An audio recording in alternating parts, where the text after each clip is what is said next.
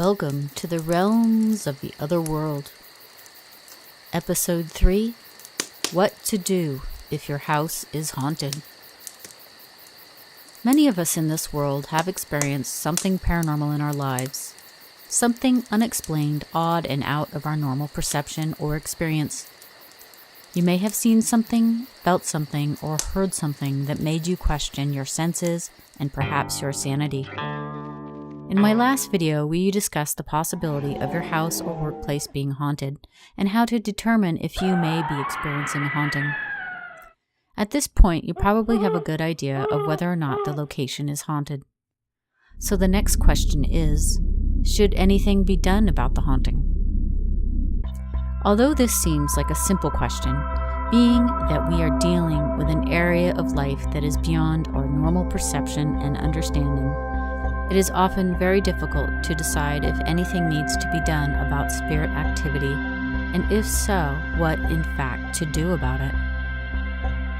I feel this is a good time to discuss the true mysteries of the paranormal. There are many people out there that claim to be experts in the paranormal field.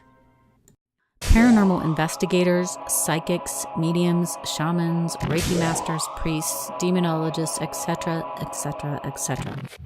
While I believe that these people can have many ideas and theories about how things in the paranormal realm work, there is a lot of room for misinterpretation, storytelling, and guessing. There is not much hardcore scientific evidence and factual understanding of the paranormal world.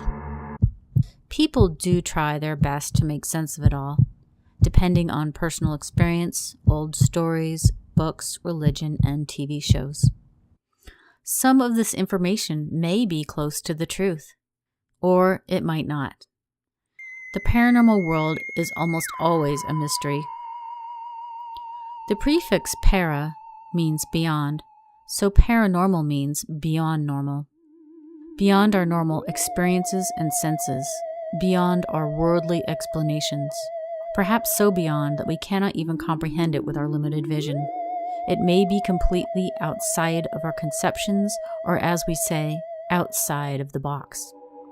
There is so much that is beyond our understanding. So that being said, take what I say with a grain of salt. I am not an all-knowing expert in this field, and most likely nor is anyone else. We all do the best we can, following others' leads and experiences and explanations and our own abilities. The first thing you need to do is to get an idea or feel for whether or not the activity in your location is benign or harmless. Have you felt any unexplained negative feelings? Have you or anyone else been physically harmed? Do you feel threatened? If the answer is no, here are some options. If you are comfortable with the situation, do nothing.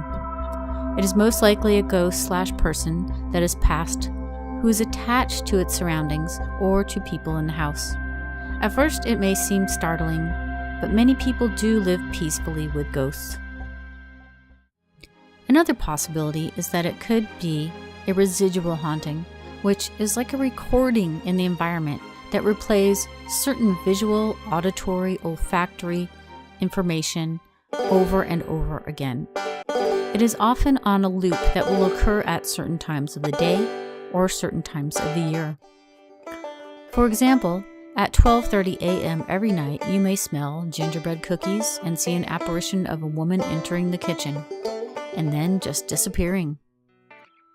Please do know that residual hauntings are just a theory and they are not set in stone, but it is a pretty good explanation for what can happen. So if nothing seems threatening, or if it seems like the activity is on a schedule, I would say there is no need to do anything. I know some of you may be saying, "Oh, what about the poor ghost who's stuck in our world? Shouldn't we help it go to the light?" On TV shows and in books, this does seem like a common sense step.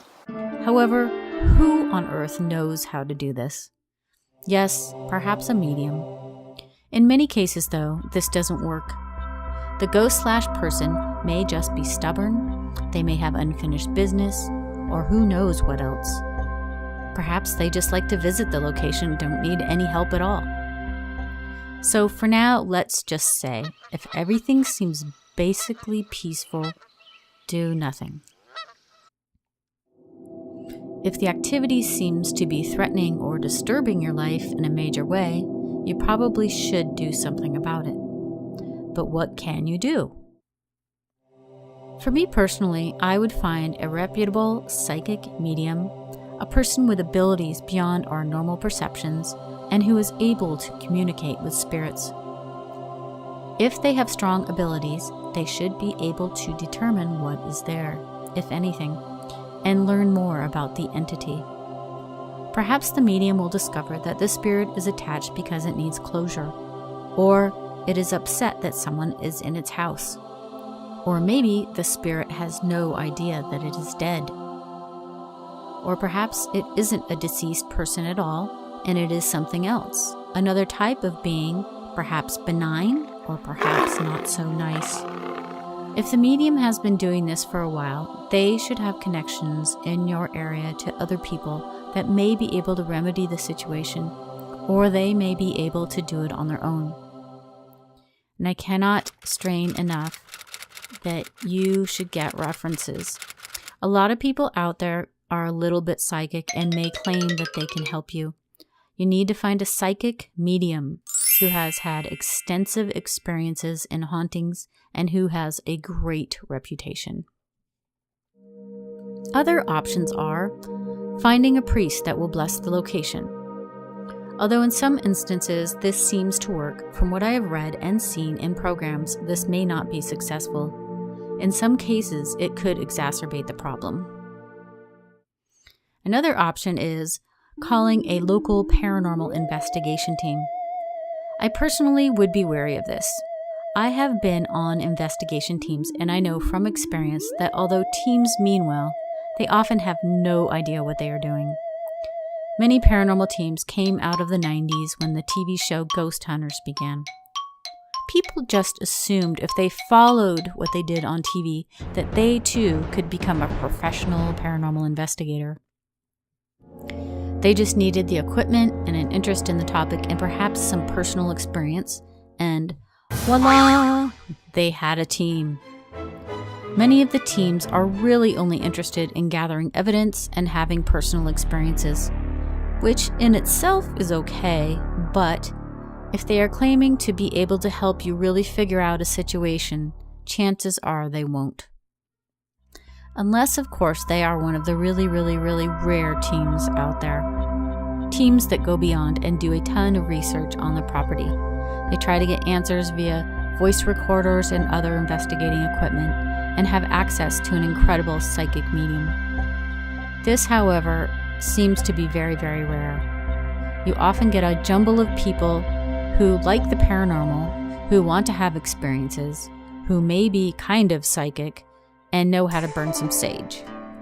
I could go into this more, and I will definitely in another video solely on this topic. But for now, I would say be very cautious in hiring a paranormal investigation team. Ask for references.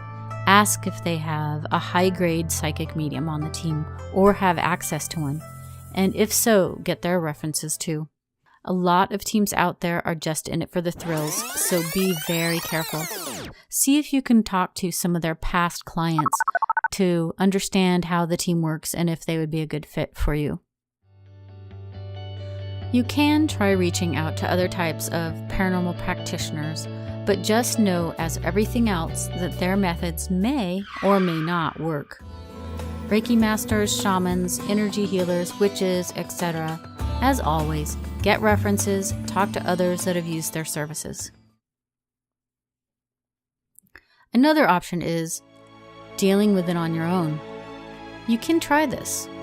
Some of the advice my team would give out would be to talk to the being that is there and chat about how they are welcome to stay, but they be respectful and that you will do the same.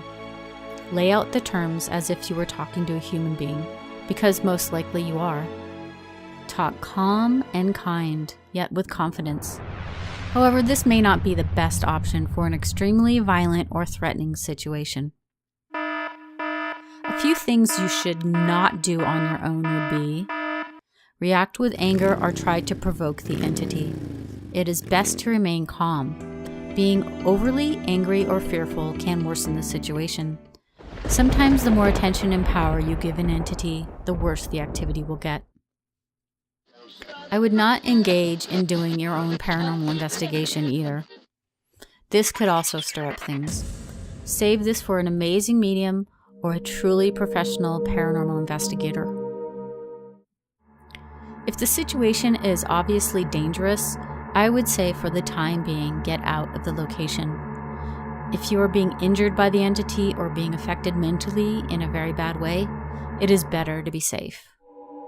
If you're just frightened because you don't understand what is going on, it may be okay to stay until you have a better understanding. Something to be aware of is that if throughout your life you have experienced a lot of paranormal events, there is the possibility that you may have an attachment type of haunting, meaning that an entity has attached to you personally.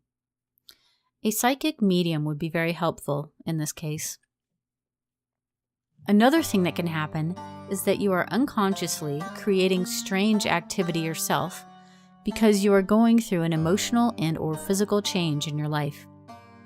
Teenagers going through puberty, women going through menopause, and any type of extreme emotional trauma like PTSD could also potentially cause activity.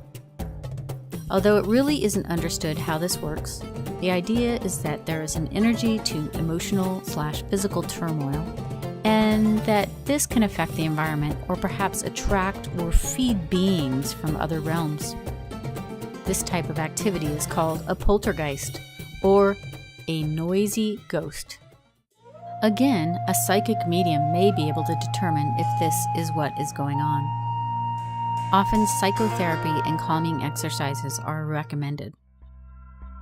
I will be exploring some of the other intricacies of hauntings and other side topics in further episodes, but for now, this is what I suggest if you think your location is haunted. In the paranormal field, nothing is predictable and nothing is guaranteed. Always, always, always get references for anyone that you bring in to help you out. Thank you so much for watching. If you liked this video, please hit the thumbs up like button. And to see more of my videos, please subscribe to my channel. Have a great evening. Take care.